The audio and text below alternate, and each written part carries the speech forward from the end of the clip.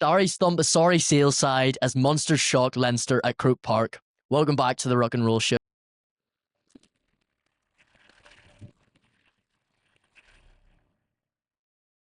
Got Dom here with me. Dom, we've had a lot of international squads announced this weekend, with all four of the home nations announcing their squads. And a bumper weekend of Prem action based on last weekend's action and Steve Borthwick's 36-man squad.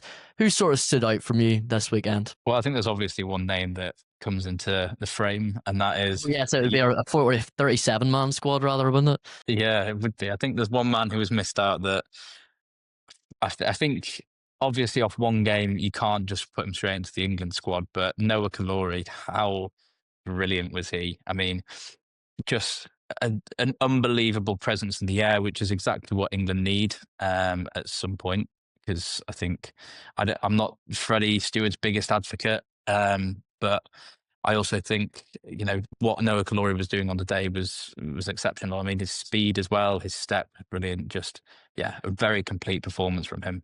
We might as well start into that game because that was definitely the result of the weekend in the English Prem. But just to run down through the show before we get into that one, we've got the English Prem roundup with 5 bumper fixtures. As always, a lot of entertainment in that round. In the English Prem, we have URC review, and then to finish off, we've got a lot of international squads to sort of dissect and sort of look at and see sort of, is there any controversial sort of picks from the respective coaches, and sort of how we expect these teams to sort of line up and play in this Autumn Nations series. But we'll start into Sarries Sale at the Stone X on Saturday afternoon. You predicted a Sale victory, Dom. Obviously, circumstance would sort of suggest, with the two men going off for 10 minutes with a 10-minute sin bin and the 20-minute red card, that sort of puts to bed your prediction, didn't it? Yeah, it definitely didn't help things. Going down to 13 men is always, well, going down to 14 men is always a challenge, but going down to 13 is certainly harder. I mean, for Sale, I think the wind was completely out of their sails in that second half. To start off that, No pun intended. yeah, to start that, it wasn't even poorly, but just like, it's not obviously what you want, how you want to start a second half. Cowan did keep deservedly getting the red card, but yeah, I think that just completely shot them down, and rampant Sale came through and scored, what was it, like 43 points in that second half? Yeah. It was that 10-minute period where I think the Saracens put 4 tries on them or something like that. I think I counted up. It was just an absolute, It was a clinical, it was vintage Saracens. It was the Saracens of, well, the glory days of winning all those the European Cups of 2015 and the like of that, where they were sort of in their pomp and they were just absolutely ripping Sale to shreds, really, in a Sale side which you don't really expect to be handed. Like, they don't get beat like this, Don. Like, at 65-14 is like, it must be up there for a record with them. Yeah, I'm not sure what the numbers are on that, but yeah, like you say, Sale are notoriously quite a good side defensively, but yeah, Luke Cowan-Dickey's he's a very good player, and then having to sacrifice, bringing someone off and all the adjustments that go around that as well. It's just, yeah, it's really difficult. But I think it just goes to show how good Saracens are this season as well, because Farrell obviously running it from in the back line. Ilori, we've already mentioned how, he's had a chance coming off the bench. He's had a chance down in the champ. He had a chance starting against a very good Sale squad, and he's proved himself time and time again. So I think they will be relying on him far more in the coming fixtures. And as well, a big moment for Itoje as well, getting his 200th Saracens cap. Well, he's Mr. Saracens, isn't he? I mean, 200 caps, that's been a whirlwind sort of time. It's been very high highs with winning multiple European Cups. It's been very low lows with getting demotionship. But what a servant he's been. And in this game, I sort of felt like Saracens were just classic. It was just the forwards really getting after it. We can speak about Rhys Carey a wee bit more later as he's been announced in the Welsh squad. But him, you had Ben Earl run, showed the Toje being just his magnificent best. And you sort of see with a performance like that what Saracens can do in comparison with last week and losing to a Harlequin side who perhaps they should have, should have, they were a wounded animal last week and they should have perhaps got that victory over them. But moving forward for both these sides, when you talk more generally, how does a result like this affect both their seasons? I think for Saracens, it'll definitely be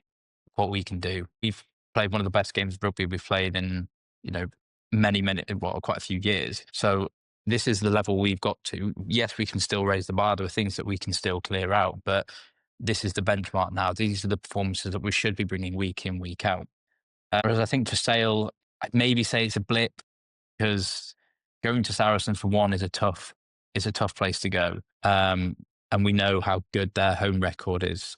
But I think, they've got Leicester up next again away, and the performance that they put in against Bath. So they'll definitely need to step up to the plate again to counteract the high that Leicester will be on. But yeah, it's I wouldn't say it's a place for concern for the Sale coaching staff, that's for sure. Well, I think Alex Sanderson was speaking about after, and he echoed those sort of statements where he was saying, what a talent Noah Kalori is, what a performance from Saracens. They were hurt by those, obviously, the yellow card and the 20-minute red, and you sort of got the vibe from that it was Alex Sanderson sort of saying, we're not taking this result lightly, but we can certainly look at what happened on the day and how that sort of affected things. So yeah, it was a really rough result for Sale, but they'll you'd say they have enough experience and enough nous in this league to bounce back from that one. But then it was on to another huge scoring game. We had, let's say, it was 83 points, I believe. Yeah, 83 points in Gloucester versus Bristol, the West Country derby. 49 points to 34. Bristol's highest ever points total at Kingsholm. Sam Worsley absolutely running the show after getting that those lynching kicks against Exeter last week. He's had a fantastic couple of weeks. What do you make of this one, Dom? Was it just classic Bears, just keeping the ball alive and just scoring some absolute wonder tries? Or is there some real concern for Gloucester and chipping so many points? I think Bristol will be coming away from this thinking, well, both teams will be coming away from this thinking, how have we conceded that many? It's a high scoring game, but it's not just, like you say, Bristol's quick moving of the ball and this, that, and the other. Both teams were very poor defensively, and I think that's why there were so many tries leaked and so many points leaked. Like you say, Sam Worsley was brilliant from Tem, and they've got a lot of quality, Bristol, like you say, who can just ship on the ball. Like Gabriel Gray had another great game. Luatua, Bill Matter, Fitzharding, that whole back row, they were excellent. So I think, yeah, there'll be more takeaways for Bristol to take away from the game. But I think, yeah, for Gloucester, it's definitely, losing two players as they did with Santi Carreras. It takes its toll, but it shouldn't take that much of a toll that they're now 3 from 3 losses. Yeah, no, 4 from 4. Sorry. Yeah, 4 from 4. It's a concerning one when you sort of consider sort of some of the games that they have coming up.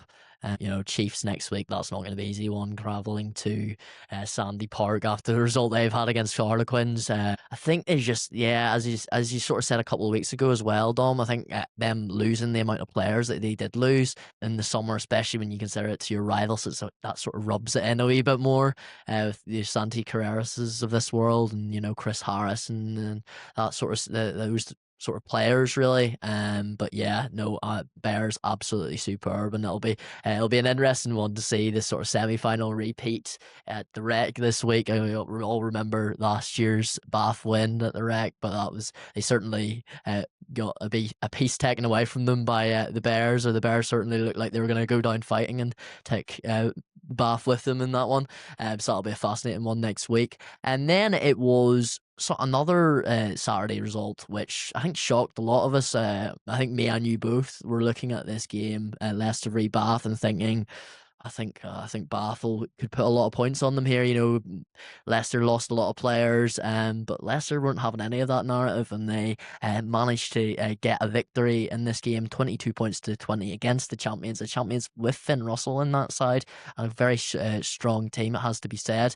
What do you think went wrong for Bath, and where do you think Leicester won the game in this one? I mean, Leicester had more of the ball, so they had more opportunity to do to do stuff with it. But I think they battled the kicking game very well. I think going forwards were probably the better team. They were getting the line breaks and offloading the ball quite well. A set piece. I'd probably say Leicester were better in the set piece. Lineouts just weren't as much there for Bath. But I think a weird one for me was the fact that um, on his 250th game, Tom Dunn wasn't starting. Now he was imperative during their win to European and Prem glory.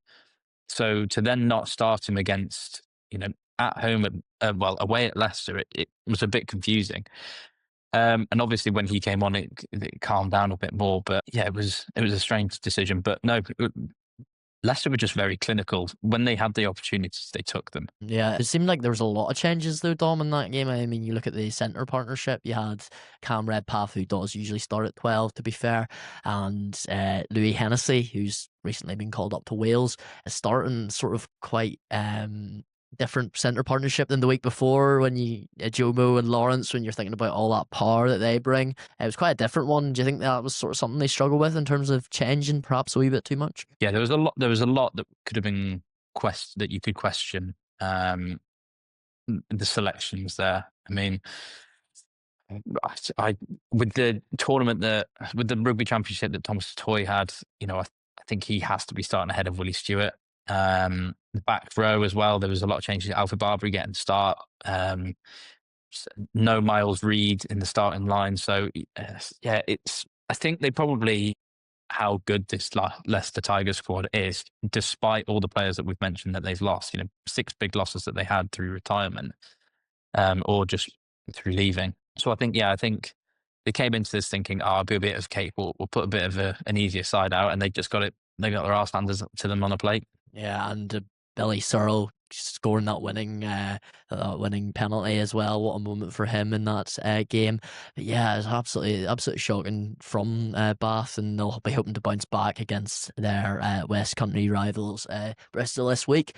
Moving on to another bit of a shock of the weekend, probably more than the scoreline, and the gap in the scoreline than anything else was Chiefs winning 38-0 against Harlequins. Harlequins being nilled in that game at Sandy Park. I've got 2 words to say to you, Dom, and you can take it away from there. Henry Slade. Awesome. He's still got it.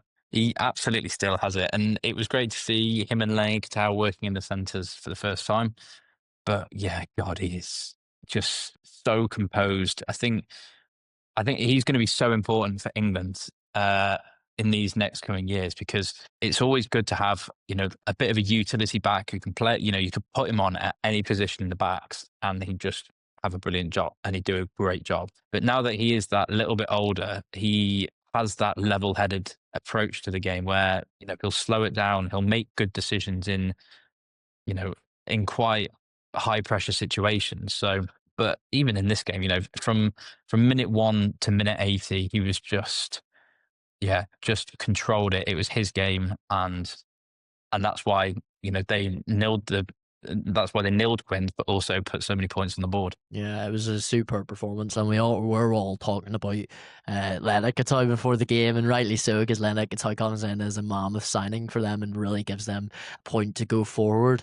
But yeah, it was almost like, right, Len, welcome to Devon, but this is my yard, and we're gonna perform at a very even level every single week. You're gonna have to battle for that star man position. Absolutely superb in that game.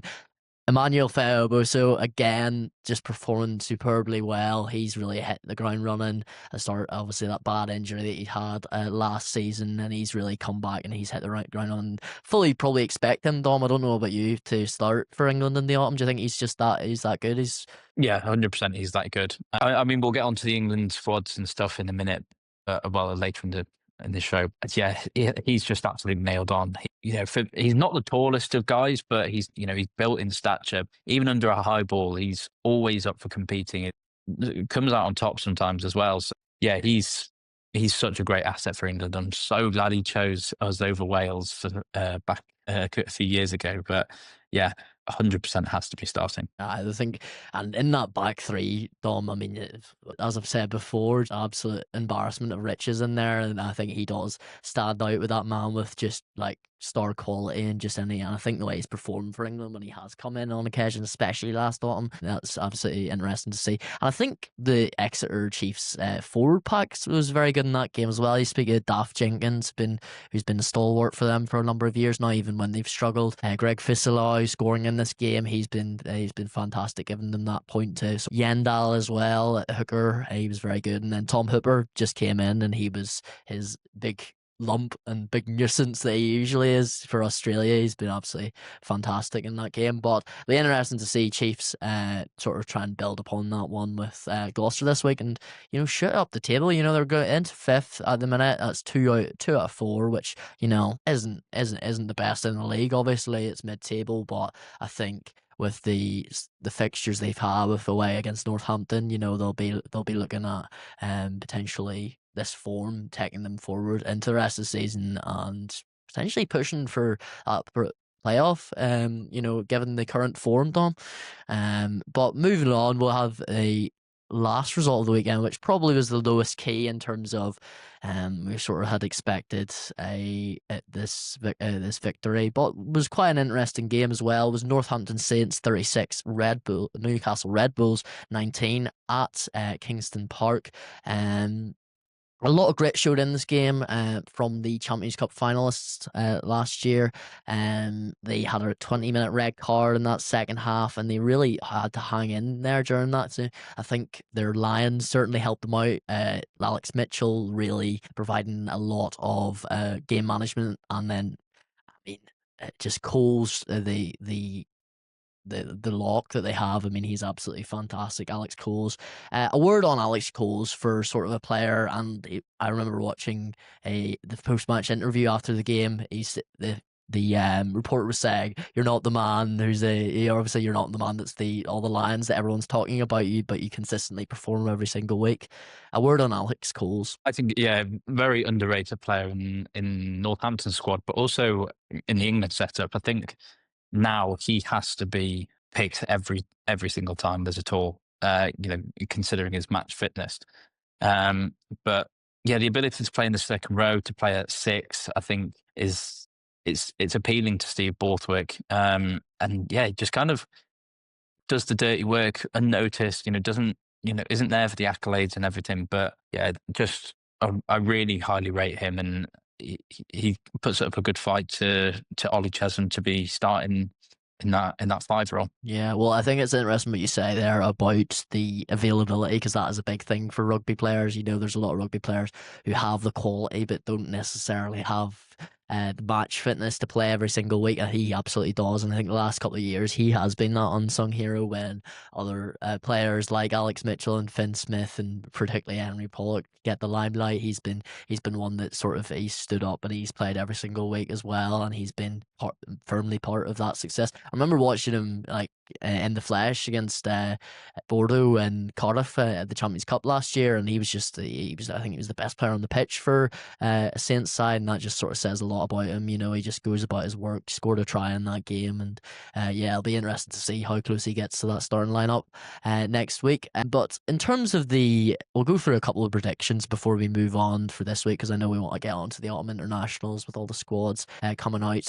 But just a couple of predictions. So Saints host Sarries this weekend. Two sides coming off a bit of momentum with a couple of victories to start the season. Who do you fancy for this one in the sort of the battle of the top two? Sarries 100%. Yeah, I think if you look at the games that Northampton have had, they've had Exeter, which they drew, probably should have won given the first half they had. They narrowly won against Gloucester. They narrowly beat Leicester, who were still trying to find form, and then they've beaten Newcastle. So they probably played, four of the worst team. Well, I wouldn't say four of the worst teams, but they definitely had an easier run in comparison to other sides in the team in the table. So that's why they're probably top. But I think they'll get humbled a little bit when they go. Yes, they're at home, but I think if Sarries can carry on the form that they've had, and also I think Noah Glory has actually been called up to the England training squad at least. I don't think he'll be featuring in the autumns, but high that he's on, the high that the whole team's on. Matt fitness looks pretty good for everybody. Ben Earl's back as well. So, yeah, I think Sarri will do a number on Northampton.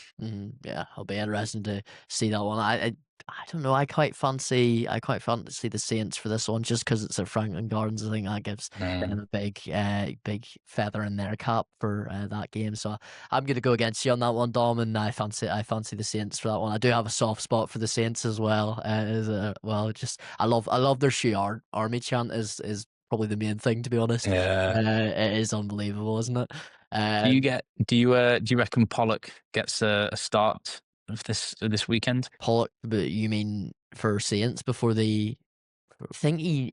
I think if you're Steve Borthwick, you probably want him to get a start because he's come off the bench in the last two games. He hasn't really had a full sort of 80 minutes. I think they'll probably he probably will start because I think he's had that sort of he's built up that match fitness and yeah.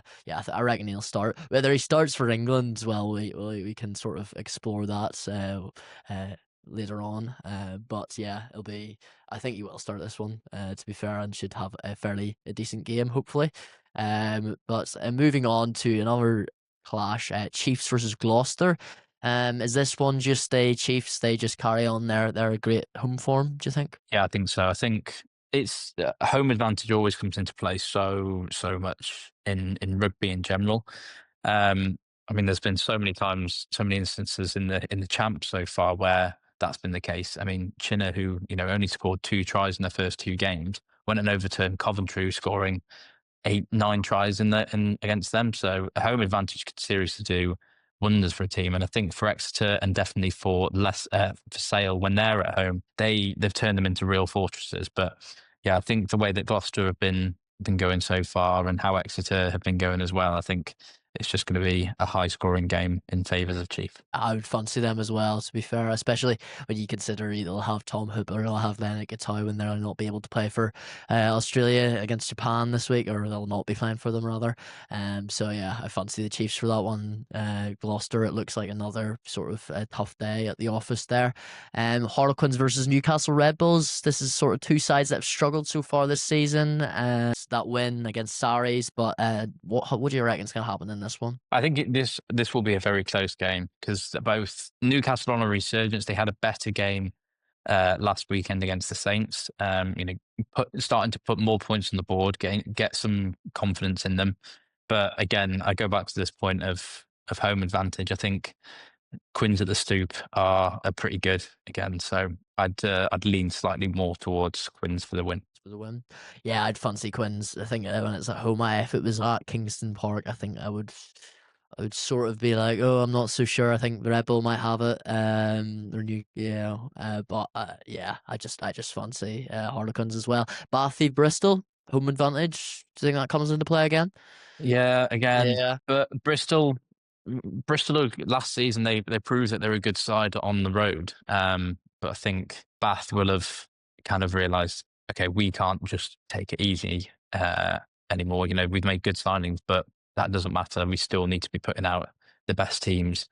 So I think we'll see an absolutely ridiculous squad coming out from Bath on Friday when the teams are announced. But yeah, I think it'll be 60-odd points for Bath, but a good fair few points for Bristol still. Okay, so very high scoring I one. think high Almost, scoring. Yeah. yeah, almost triple figures prediction there. Yeah, I probably fancy Bath as well, just with the amount of strength and depth, and even if there's players, sort of going away for internationals, which I think there will be a couple here and there, a couple rested at the very least. I think, yeah, I would fancy Bath at that one at the Rec, which they've made that a fortress as well. To be fair, and then we have Leicester versus Sale as well, Dom, to finish off the weekend. Semi final thriller last time, if you remember it. The Adam Mhm. Radwan finish after a lovely kick from Andre Pollard. Who could forget that moment? Two sides who've had mixed form to start the season. Who takes this one? It it depends so much on selection because on the one hand you've got Cowan Dickey who is out for a game. Am I right in saying he'll still get a batch ban, won't he? Leave. So yeah. There's Uh, 20-minute red cards. So yeah. and then on the other side, you've got a lot of players in that Leicester squad who've been picked for England. You've got Freddie Stewart, Adam Radwan, who got a call up, Joe Hayes got a call up, a couple of others as well. Vika Louis as well. First cap. Yeah, yeah, really excited about him coming in. So yeah, there's a lot of players in that Leicester squad, like I say, who are going to be in the England squad. So I wonder whether there'll be players rested. But it's tight to call. But again, I think I'm just going to be pretty boring and back for home advantage with the Tigers on this one. Yeah. Home advantage Dom. We'll start calling you. No, I think that's a fair. I think that's a fair assessment. I think Sale. I think well, I think we'll see a big response from Sale this weekend. Because you can't lose the amount that you do against Saracens and then come out the next week and not put in like an absolute huge performance. I think Alex Sanderson will be hammering those boys this week and making sure that they bounce back from that. So I think it'll be a tight one, but again, I do think that Welford Road fortress is sort of like that'll be hard. That'll be a hard one to crack, and I think Leicester will have that one as well. But that moves us on to the URC, which had another sort of massive round this weekend, and we had a rather big result, Dom, which I'm sure, given your well, what would you describe it as, a dislike towards Leinster? You'll be quite happy about this one, won't you? It did make me smile as well, to be fair. But As an it did. Ulster fan, I quite like, yeah. As you can imagine, they've knocked us out of Europe and they've knocked us out of URC playoffs so many times. Yeah, it's hard not to root against them, really, to be honest, despite how good they are. But yeah, it was 31 points to 14 in favour of Munster at Croke Park. Absolutely vintage performance from Munster. A couple of huge performances as well from Irish internationals Tag Byrne and Jack Crowley as well, who I think laid down a marker for that Irish number 10 jersey in the autumn. What did you make of the sort of Crowley's performance and I think the way he managed this game was particularly good? That try setting up Tom Farrell for that sort of early try in the first half, and then what did you make of it? I think this was probably the game for him that he was eyeing up to like really make a point because it's Leinster on their own patch, and you've been oosted out of a team from last Six Nations where this kind of young unknown gun was taking the limelight, and it proved that it wasn't the right decision by Andy Farrell and the coaching staff. So I think like I say, he definitely had a point to prove in this one. And yeah, that first half he was so good. Watching the highlights from that earlier on, and really controlled the game well.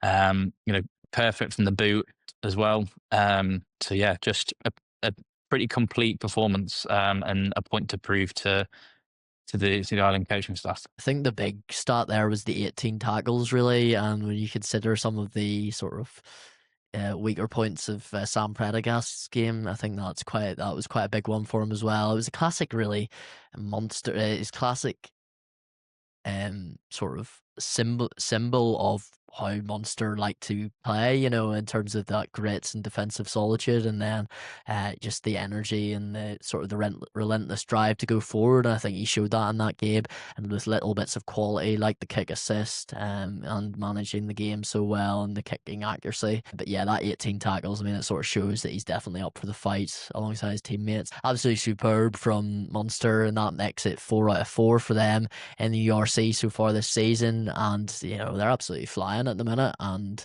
their compatriots, I'm not sure if they'd want to be called their compatriots, 1 out of 4 Dom to start this season. Two of those were in South Africa with a weakened side, given the Irish internationals away, given their Lions duty. But is this something to worry about for Leinster, do you think, or what do you Yeah, I make? think when you look at sorry if you can hear the rain, it's absolutely hammering it down here. I can Um, actually barely hear it, to be fair. yeah, it's pretty Yeah. loud. Sorry, but no, when you look at the who's now returned for Leinster, you've got Kelleher, Furlong, RG Snyman, James Ryan, Van der Fleer, Gibson Park, Prendergast still in there, James Lowe, Henshaw, Ringrose, all those players who that's just in the starting 15 alone. The team hasn't changed that much for it to be like, you know, I think there's going to be people scratching their head in Ireland going, what on earth is going on? So I would say, yeah, alarm bells probably are ringing in the players' heads and the coaching staff's heads. But you can also look at it from another side. It's 4 games in. It's not necessarily something to worry about. Yeah, well, it'll be interesting to see how they respond to it. They've got Zebra this week at home. It seems like a pretty good fixture to respond with, in all honesty, in terms of getting points. I think they'll be quite heavy favourites for that. And then it was I've got to talk about Ulster again, Dom. I'm sorry. I know it's Well, it's my inner excitement.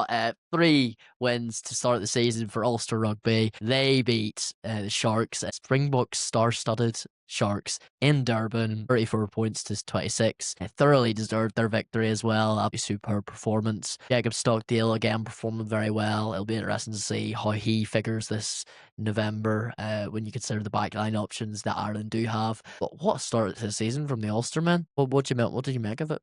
think, yeah, they've clearly got uh, sometimes quality, sometimes the cohesion of the group can completely override quality. And I think that's definitely what's happened for this Sharks team. Yeah, a lot of them have come back from international duty, but it shouldn't matter when you've got some star-studded players, even just in the type fives with Oxford Che and Benambi, Cock and Etzebeth.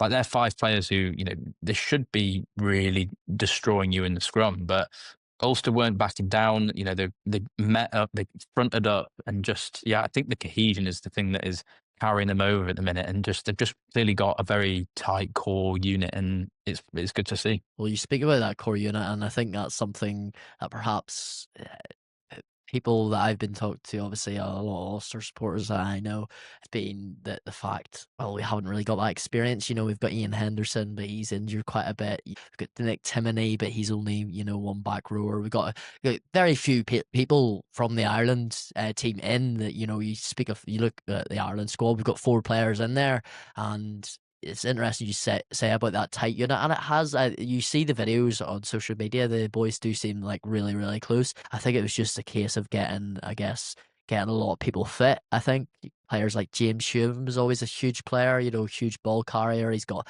a bit of everything. James Hume. So getting him back fit, and also when you look at Stuart McCloskey, just a massive bulldozer. I think Richie Murphy must have got the boys in this summer and has said, listen, there's other sides in this division that have a bit more quality than us, but if we can drill it and we can train right, and we can get, it's a new, we're not in the Champions Cup, we're in the Challenge Cup now, it's a clean slate, and let's sort of build from here. And I think that's exactly what they've done, Dom. And three victories out of 3 has been absolutely huge. And when you consider that against 2 of the semi-finalists from last year in the URC, then yeah, absolutely superb from Ulster. Just to run down a couple of other results this weekend, we had a big East Wales derby in Newport with the Dragons facing Cardiff. Cardiff winning 24 points to 7. I think it was quite sort of, you could see the two sort of you can see the difference in quality in that game. I think it was, despite as scrappy as it was, I think you can see that Cardiff have a lot more quality in terms of their attack and a lot more cohesion. And again, just the Dragons unable to get themselves over the line. Even coming back late in that game, they were unable to sort of capitalize on their momentum. I think they really need to get a win at some point, Dom. I think they'll be eyeing up a couple of fixtures potentially soon, facing Zebra, sides like that. Try and get some momentum, some confidence on board. But you look at the other results here. Edinburgh thrashing the Benetton 43-0. I mean, huge result there. Yeah, Yeah, that what do came you out make of of? nowhere a little bit. Yeah, what did you make of Edinburgh in terms of their credentials? Because they've got a lot of Scottish internationals, a lot of quality Scottish internationals, a couple of Lions now. What do you make of them as a side? Yeah, I think they were what semi-finalists last year in the European. Or am I getting confused with Glasgow? They were in the Challenge Cup semi-final. Yeah. Quite far. So I think they're definitely a team that should be taken seriously. And like you say, they've got a couple of Lions in that squad now. A core group of the Scotland squad too. I mean, Darcy Graham and paired with Duan van der Merwe on the wings is pretty lethal. I mean, I didn't think Van der Merwe had the best Lions tour. I think it will be said, but when he's in an Edinburgh shirt, when he's in a Scotland shirt, he seems to find some form. So yeah, I think, like I say, they are definitely a squad that should be taken more seriously and just with a bit more, don't just take them as fools. That's for sure. Yeah, no, they're definitely a side with a lot of danger. I think if they can find that consistency, then they will definitely shoot up the URC table. Who could forget they're in the Champions Cup this season, finishing eighth as well, which is a huge bonus for them, really, to join their Scottish compatriots Glasgow in that competition. Another game, tight game. This one was Bulls beating Connacht 28 points to 27. Two missed conversions from Sean Naughton just at the end, which was just unable to win the game for Connacht. Again, the Bulls showing signs of real quality, but also signs of some sort of fallacies, I suppose. Where you can get at them. I think Connacht exposed that quite well in this game, but unfortunately, they were unable to convert that, and the Bulls walk away with the points in that one. The Lions got back to winning ways against the Scarlets, 29 points to 18. Only watched the highlights for this one, but by all accounts, I don't think it was a very high quality game from what I hear. Yeah, the Lions got back to winning ways. Scarlets again are just winless so far this season. And then also we had Glasgow just putting on an absolute attacking masterclass against Ospreys, winning 42-17 at the Brewery Field. Would you identify Glasgow as a key contender this season again? I think they'll definitely be up there, but I think they'll just have their moments where they'll slip up. I think if you compare them with the Scottish squad, there's more faces that people would recognise from a bit more of a novice's point of view. But that's not to say that some of the Matt Fager said I had him pinned as potentially someone going on that Lions tour for sure, and he's such a big character in the Scotland squad and in that Glasgow squad. So, and there's other ones, obviously too. Pilotu is huge for them, Adam Hastings. So yeah, there's big players in that Glasgow squad, but they probably just go under the radar and have semi decent seasons. Yeah, yeah. Well, they won the ERC a couple of years ago, but yeah, there's a lot of quality in this division. It'll be interesting to see if they can capitalize on it. I think Franco Smith, great coach that he is. I think they've got the right managers there. It's just a case of whether they can, get over those sort of big playoff games. But they'll be in the mix for sure. And then we can finish off with a Sasha Feinberg and Gomazulu masterclass. This time, not in Durban. It was in Parma against Zebra, with the Stormers making it 4 from 4, 31 points to 13 in this game. 2 tries from Sachet, just running the show as you could expect from him. I think Stormers are another big contender. Dom, what do you think? Yeah, I think whenever he's at the helm, it's definitely on the cards. Again, probably not a squad that's littered with big names and talent. They've got the odd player here and there, but it's I think while ever he's running the show, I think he's proven that he's one of the best tens in the world at the minute. So yeah, if you've got him on your side, you're doing pretty all right. Definitely a very high quality side, and they function very well with him in there as well. A couple of interesting games coming up this week. We'll have Glasgow Bulls, which will be a 2024 final repeat. That'll be one which we'll sort of look at and think, oh well, are we going to see some of the early contenders sort of earning their credentials in that one? Lions versus Ulster. Can Ulster make it 4 out of 4? Scarlets travel to Durban. Two sides really struggling for wins. No wins for either side so far. Munster, as I say, will face Zebra. They'll be looking to bounce back and put a big score on Zebra in Dublin. Benetton versus Stormers. Let's see if the Stormers can make it 2 out of 2 in Italy. Dragons versus Ospreys. Dragons end that drought. That one over. It's been over a year really since or nearly a year since they've won a game in the ERC. So they'll be looking to sort of end that hoodoo. Munster looking to make it 5 out of 5 versus Connacht in that Irish Interpro derby, and Cardiff facing Edinburgh at the Arms Park. Who Cardiff looking to build on their early season form as well. Do you anticipate any shocks in that, or do you think it'll be a lot of sort of the bigger sides getting victories? Yeah, I think I wouldn't say. Oh, I don't know. Going back to the home advantage chat here. I think going down that list, I think Glasgow probably nick it. The Bulls, Ulster. I think I'm backing your boys. I reckon they'll do one of the Lions. Obviously, the Sharks and Durban should be pretty home and dry against a pretty weak Scarlets team. Munster have got a point to prove, as you say, so should win there. On if they play like they did last week, then they've got absolutely no chance. Hopefully, they can again a team that can bounce back and put on a It's a home performance advantage for against. them as well in Treviso. I think that's a big thing for They them. could, Tough, yeah, I think, tough side to face at home. yeah. Uh, Dragons at Rodney Parade. It's Rodney Parade, but it's also Dragons, so it's a tough one. But Ospreys will definitely want to put one on their Welsh rivals for sure. Munster, I think, yeah, home advantage will come into play. Cardiff Edinburgh, I think, is the most exciting game, the one that sticks out to me at the minute, because Cardiff, as we've said, on such a good run at the start of this season, and Edinburgh just, now that they've got a couple of their Lions back, they're back on full force. So yeah, it'll be really interesting, and I wouldn't like to call it, but I'd maybe sway against the home team on this one, say that Edinburgh Really? would Wow. take it. Okay. There you go. Right. It's not all about the home advantage, though. It's not all about the home. But that brings us on to the next section, actually. But that was the Welsh squad, which is now it's just earlier today. We're recording this. It's just gone after 4 o'clock on Tuesday afternoon. Squad came out 3 hours ago. So we might as well start on that Welsh squad.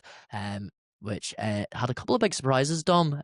So Rhys Carey coming back in to the Welsh squad after a couple of years out. It's interesting to see this actually, because I think there's a 25 cap rule for players playing outside of Wales to play for the national team. There's clearly been sort of some conversations had, because Rhys Carey is only on 20 caps for his country, and he is included in this squad. A couple of big other talking points, you'd have to say the man, the myth, the legend, Rhys Zammit comes back into the fray. He'll be looking to add some of sort of his quality to these games and make that big difference for Wales.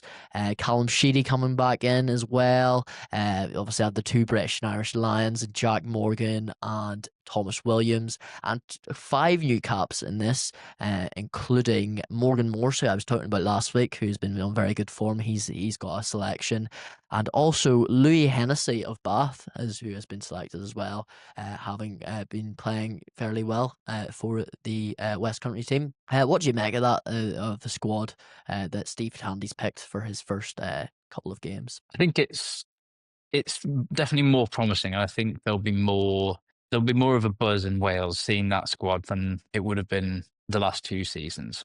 A lot of forwards that are getting a chance to come into the frame, which I think is good, because I think there was a lot of players who were just kind of riding on their own coattails of, being in the squad previously, but not actually performing as well. I mean, Domachowski he's one that hasn't been selected. So interesting that, others have been given a chance, which is good to see. Good from Tandy to kind of put the put the feelers out straight away and just say, look, this is how I'm running it now. This is a new era. But also nice to see Rio Dyer back in, and I think with him and Reece Samet on the wings, Blair Murray at 15, it is a very good back three. And then obviously you've got Josh Adams, who's a very experienced head. I think very important to be in that squad. Max Llewellyn in the centres, Louis Hennessy. I mean, if you're playing in one of the best teams in the world, you should be getting picked for your national team as well, whether you on the fringes or not. So yeah, I think it's better for Wales. And as much as I hope that England still beat them, I'd still want them to be doing better than they have been doing. Mm-hmm. Yeah, no, well, you'll be going to one of those games. I'll be hopefully, I think, going to two of those. I'm going to Argentina, and then I think I might be going to Japan as well. It's sort of us, and to see how they get on with that squad. I think. What would you sort of? I know we're not really moving on to our previews just yet for the Autumn Nations series, but how many wins would you fancy for Wales this autumn? I think they've got to get at least one. I think if they can beat Japan, that should hopefully give them a better idea of where they're at. I think there's obviously tougher oppositions where they probably won't stand much of a chance, but it's it's as I say, it's better, and all they can do is build with this team that they've got now. They can set a core group and move forward with it. But yeah, I think they can beat Japan. I think they can come away and not get absolutely trounced by their other oppositions. Then I think they can come away saying, okay, that's positive. Yeah, no, absolutely. That'll be something that Steve Tandy will be looking to build on, and certainly get one of those victories. I think the Argentina one potentially could, if they can get the crowd up, that'll be the first international. They hopefully put some pressure on the Argentina, and see if they can make a good game of that, because I think we'd all like to see sort of quite a competitive Welsh side this autumn. But that moves us on to I'll not sort of. I'll not tickle you anymore, Dom. I'll bring you on to the England rugby squad. Wasn't hugely surprised by the selections for this. Obviously a training squad, so it will be whittled down. With a couple of the boys not probably playing the autumn tests, but not really many surprises in this one. Apart from Tom Willis, of course, but we had sort of had anticipated this one with Tom Willis making a shock move to Bordeaux Begla next season, which means he will be missing out on this squad, given he'll be ineligible to play for England. I think that's probably where you want to start, Dom, with that squad, isn't it? What did you make of that move, and do you think England needs to revise this rule, or do you think it's something that benefits them more in the long run? Yeah, I definitely think they need to revise it, because you've got now both two world-class number eights who are going to be out for your World Cup squad just because they play in a different country. You know, both the Willis brothers should be in this squad.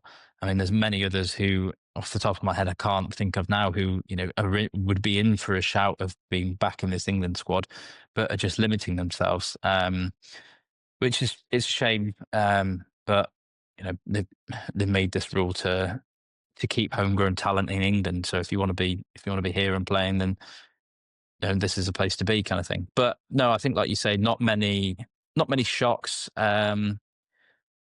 Maybe a couple. Dingwall instead of Atkinson was maybe one, but again, very similar players, so you can see why he's done that. Hayden Murley in there, Adam Radwan in there. Nice to see Rafi Quirk back in the squad. So yeah, there's a couple which could have gone either way, really, but I can kind of see why they've made the choices that they have. Yeah. And we talked about him earlier. Henry Pollock is in there. Do you fancy him for a start this autumn? Yeah, I reckon he'll probably get a start, just because I think Steve Borthwick quite likes him, quite likes his style of play of kind of quick pace attacking rugby. He'll rely on other players to do the defensive dirty work elsewhere. I think Guy Pepper would be a better fit if they're playing New Zealand, because they are so over that ruck, and Guy's brilliant defensively and going into breakdowns like that. But I think he'll get a start, whether it's at 7, whether it's at 8, I don't know at the minute. If you've got Ben Earl also in the mix, and Cunningham South can play there, Ilioni can play at 8 as well. So there's a bit of competition for the 8 spot, but there is also a place freed up now that Willis is setting off to France. Yeah. Yeah, it'll be interesting to see how they could sort of void that hole, or not void, rather, fill that hole. But I'm not trying to get you too excited, Dom, because I try not to get England fans too excited because they usually get quite excited themselves. That's not a dig. It's just a very excitable bunch. Moving towards the World Cup, which will be 2 years out from this Nations series. How do you think Steve Borthwick's sides are shaping up? Are you excited? Do you think there's some missing parts, or where do you think they're at? I think this is a very exciting squad. I think the players that we have, if you look at that 36-man squad, it's stacked, and you haven't even incorporated a lot of players into that. You know, there's no George Martin, there's no Arthur Clarke, there's no Curry brothers, no Harry Randall, no Elliot Daly. So there's a lot of players still missing from that squad.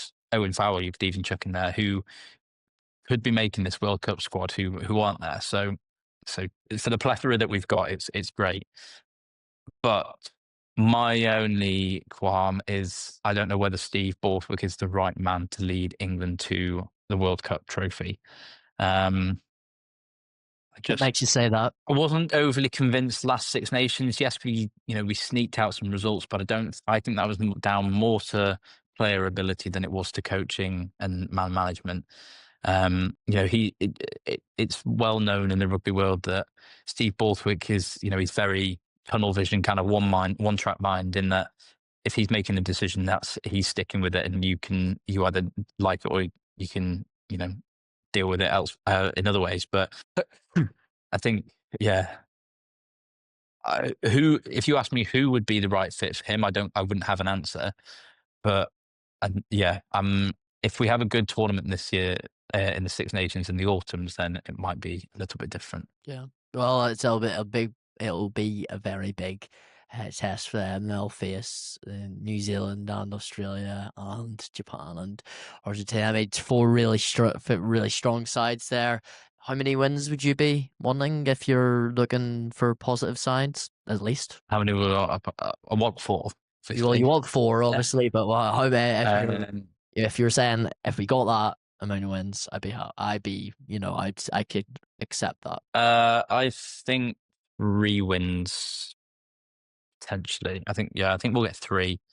I think the only one we'll lose maybe is to New Zealand, just because they're top quality, aren't they? They're not missing a whole lot of players, or won't be, that's for sure. So yeah, I think that's probably the one that I can see as maybe slipping up. Australia, we could slip up against as well. But I think if we beat one, then we'll lose to the other, and vice versa. So yeah, I'd say because New Zealand is further on in the camp, the cohesion will be more present. Whereas Australia is first game up. They've had the Lions tour. They've also had the Rugby Championship to gel. Yes, they're missing some players who are now playing here over in the Prem, but I think it could be anybody's game, that one. So hopefully 3 wins, ideally 4, but could be 2, and that would be a bit more disappointing. Yeah, yeah. Well, you speak about New Zealand, and that will be a game that all eyes will be on for England. And if they can win that one, then the excitement levels will really bump up. It's New Zealand's first opponents in the autumn are Ireland, who also named their squad Andy Farrell this week, which caused a bit of a ruckus in Ireland, actually. 21 Leinster players and only five opponent players, 4 Munster and Ulster players in this side, which rubbed a couple from the other provinces the wrong way. Sort of felt like a couple of omissions were made there. Particularly Gavin Coombs was one that's been talked about quite a lot as being an oversight, as being a sort of an unfair omission given his performances. You look at the squad, and it's a lot similar, I suppose, to the past couple of Irish squads. as I say, there's 21 Leinster players. What did you make of it when you sort of saw the sort of the amount? It's always been quite a lot of Leinster players, but what did you make of some of the squad and some of the emissions as well? And, obviously, we know that there's the Leinster kind of bias, but not bias. Like that, obviously, we know that a lot of the talent goes there, and that's understandable. It's fine. English people, everybody all over can deal with that. I think some of the weird ones, it's like Caelan Doris been brought up and he hasn't played a game since last Six Nations when he got injured. I was quite surprised not to see Joe McCarthy in the squad after quite a good Lions tour that Andy Farrell led. Yeah, I there think were a maybe couple of. Joe Go McCarthy. on. I think that potentially is an injury on Okay. that one. So I think that's maybe the case. I believe so. Anyway, hold on, let me check. I'm gonna double check my facts here. Yes. See. Yes, it's an injury, shoulder or yes, a foot injury, which he sustained against Australia. So he's been So, unable to recover from that one. But it's interesting you say that about Doris because I think Doris is previously pre-injury, obviously was the first name in the team sheet for the Irish team. Do you think it's just a case of he's got so much quality that you just have to put him back in there? yeah, I mean, I think he's what, only 26 or something, so he's still quite a young player. And before his injury was playing the best in the world and was probably considered one of the best eights in the world. So he's not at an age where he's going to be straying away too far away from this Ireland side. But if he's very close to injury, then you want to have him back in the squad. He probably, I'm guessing he'll be captaining again. He'll be the Irish captain for at least for the Six Nations when he's fully fit. If not, if he plays in any of these autumn games. So from that standpoint, you want your captain there. Same as I think if Itoje was if had an injury and was returning, Steve Borthwick would want him in the fold to kind of be there around the boys, and I don't think any other international coaching staff would be doing the same. But I mean, I'm not going to get into the politics of the whole Leinster picks over, are there some players who are more deserving? Because I'll leave that to you to answer. Do you think there are some seriously big omissions that people should be in there, and there is that Leinster bias overriding that? I wouldn't have any more. I'll put it this way: I wouldn't have any more. I don't think I'd have any more Ulster players in there. I think maybe Tom Stewart's looks quite good, but I mean, at the same time, has his form been good enough? I think the key one is that Gavin Gibbs one. I'm absolutely shocked by that one, to be honest. I think he is the right profile for a number 8 for Andy Farrell. You think that big sort of bruiser that Caelan Doris is. Jack Conan is as well. That's the one that sort of shocks me really. Apart from that, yeah, I sort of see the Leinster, why there is so many Leinster players because they have been performing more. They won the URC last season, and I think it'll be more interesting. I will be more in tune on what sort of side he picks. If he continues with Prendergast, I'm not quite sure that's the right move for the time being. In terms of, I think Jack Crowley has shown more in his game than Prendergast has. But yeah, I have no real qualms about the squad apart from Coombs, to be honest. Who I think should be in there for sure.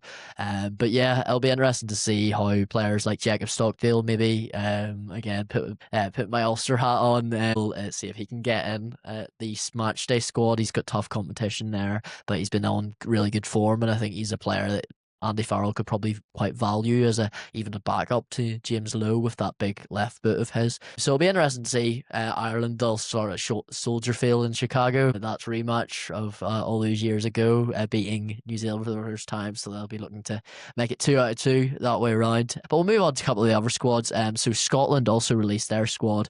Again, a lot of not really too many surprising choices in this one. Finn Russell, just really, really good backline options with, Finn Russell leading that, obviously. Sione Tuipulotu, Fergus Burks, and then it'll be interesting to see how he develops his international career because I think he's been fantastic for Saracens.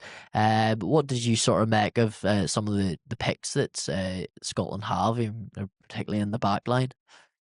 I think, yeah, they're starting to find more of a base unit, I think. And there's been players who have been on the fringes who have obviously now coming up. I think when you've got, they're kind of like, when you look at their back seven that they would have as a starting line, you look at it and it's like, wow, that is incredible. But then you also look beyond that and you look at who they can fill in each position. It's like not that strong. So it does rely a lot on who they've got fit and available, because obviously they missed Tuipulotu when he went out injured.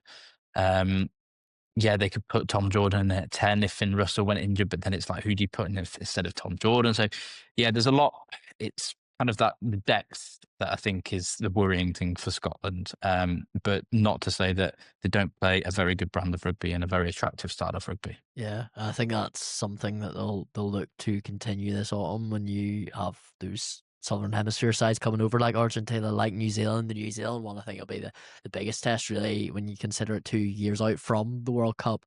Because Scotland, they don't always get, I've spoke about it before, really. They don't always get those, or they don't really travel away on away tours to the Southern Hemisphere, to sides like South Africa and Australia and New Zealand. They don't, it's just not something that they do for whatever reason that is. But having the All Blacks coming to Murrayfield and having Argentina as well, who are a top side, coming to Murrayfield, I think that's 2 games that they'll definitely be looking at. Do you think they can sort of? I know you fancied Argentina, against them, but do you fancy them in any of the other games, or do you think New Zealand will be too strong? They've got USA and Tonga as well. I mean, obviously, for a squad of Scotland's capabilities, they should be beating USA and Tonga quite comfortably. I think they will really give New Zealand a go. Being at Murrayfield should intimidate in New Zealand.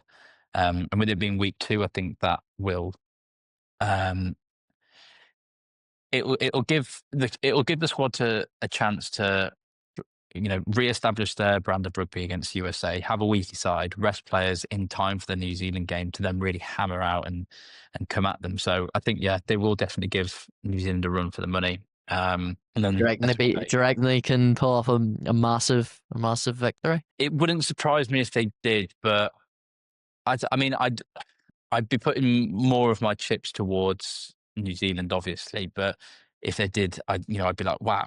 But I'd be like, I'd be able to see and understand why. I think Argentina will be a tough one still. And as we say, finishing with Tonga is a nice way to end it and hopefully secure victory. It's interesting with Scotland because they've got so much quality in that back line, but you speak about their perhaps lack of its strength and depth. I do also think that they're stronger probably than they've ever been, really. And when you consider the whole system of Scottish rugby, but then you look at the other side of that, and I'm sort of running myself in circles here, but they've got a time limit on Finn Russell. He's in approaching his mid-30s. He's only going to have another couple of years at the top level. You'd have to say the next couple of years of the Six Nations and the next World Cup will be like not their last chance, but this is a period right now, a golden age where they've got all these fantastic players that you'd like to see something like them beating a New Zealand, like them making a World Cup semi-final or something like that, like maybe even winning a Six Nations, or getting close to winning a Six Nations, doing something mammoth, and I think it's all there for Scotland if they can grab hold of it. And I think if they can really put one on New Zealand, we've seen New Zealand crack against Argentina before and against other sides, so you never know. And I think if they have a strong side out, they'll have Tuipulotu and Russell back together as a partnership after the Lions in the summer. Well, we'll see what happens, and I think that's one that I'm particularly excited about when you consider how well Scotland play. But that brings us on to the small matter of the world champions, the double world champions. Who could forget them, I suppose? But yeah, a much similar squad for them when you consider their rugby championship side. Sasha Fainga'a, Ngomazulu, Manny Lebok, Keenan Moody, all these players that started in the in the summer and in the autumn for them as well, or the early autumn. I guess the biggest one is, well, you've got Zachary Porthen who's coming in. He's the only uncapped player, but Giorno Augustus of Ulster Rugby, perhaps the only talking point really of one that you could perhaps bring in. Do you think Augustus is unlucky? Yeah, I think his move away from Northampton was probably needed because it's the opportunity for him to prove himself against, the players that he is fighting for a position against, his fellow compatriots. So maybe it's a little bit early doors, considering, the rugby championship only just finished and he's only had, a week or two to face some of the big internationals. So I think give it time, he'll get his call up eventually because he definitely deserves it. He doesn't often now have a bad games. Yeah, I think in a couple of years he'll be, well, not even in a couple of years, in a couple of months he'll be in that squad for sure. Yeah, well, do hope he will, because I think he's a fantastic player. Always a player that even before he came to Ulster Rugby, I quite fancied him at Northampton. He always gave them go forward ball. He was always a key player for them for whilst the time he was there. But yeah, it'll be interesting to see how he gets on in the next couple of months and where he can push for a spot in that squad before coming up to the World Cup. So that'll be interesting. And then South Africa, of course, they'll have a lot of big games to contend with as well, including Wales at Cardiff, which will be an interesting one to see. Hopefully, the Welsh can at least lay a glove on the double world champs there. But that rounds up all our talk and analysis on Prem Rugby, on the URC, and the Autumn Nations series squads announcements. Thank you very much for watching.